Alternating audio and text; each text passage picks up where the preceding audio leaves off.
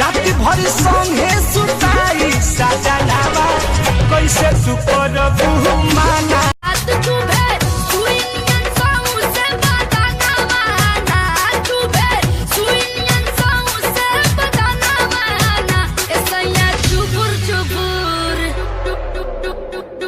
होते सबेरे पिया जइहा बजरिया चढ़ते नवरात्र घर आई है मायरिया चुनरिया ले ले आई है पारा से सैया पूरा पूरा बदन आई ठाला हम करिल माई रे माई छूट जाई तो हर पाई आहव को दी दवा चल हट जा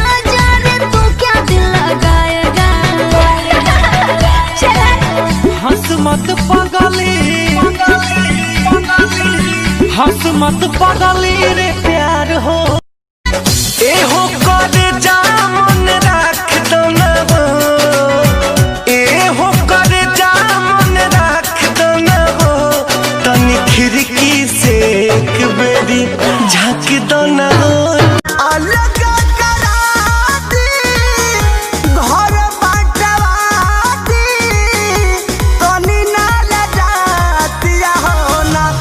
भैया हो मड़ाई में गरई किसमिस बनाते अंगूर जैसन देहिया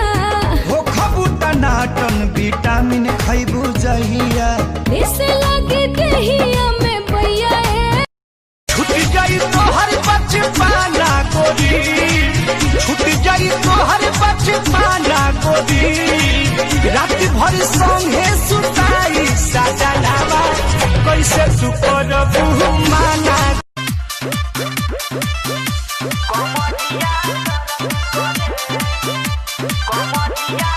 नस नस में है उठल लहरिया भइल रहे बेरा भोर हरिया झरेला देहिया ऐसे जैसे झरे चूल्ही पे तावा चल चल रानी तू बगैचा चल ताजा हाय रहनी कुंवार घूमे लेला मजा तू खइला बसिया तू खइला ताजा पहिले वाला बात न पायब दाना तोड़री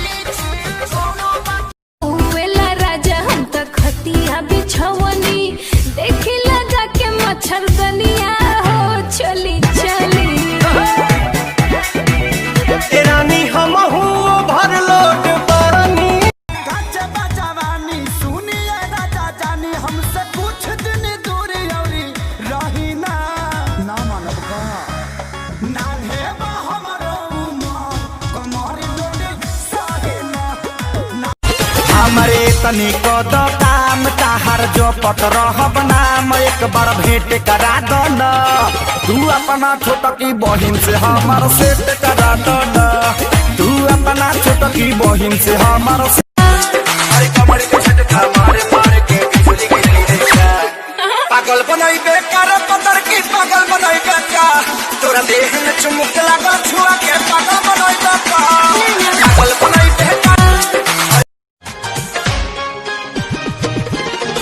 कसिया भी झाड़ लेनी पहन लेनी साड़ी लाली लगाई लेनी रूपवा सामारी देखो हो जाट पिछावा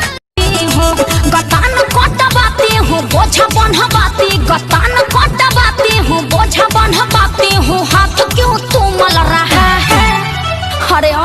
लीजिएगा दिमाग फेल हो जाएगा। अरे बताइए ना भौजी और क्या चल रहा है? चैत में अदौरी चल रहा है, थ्रेसर से भूसा निकल रहा है। चैत में अदौरी जवानी के चारा कहीं चलो न लभ के कलाश करे के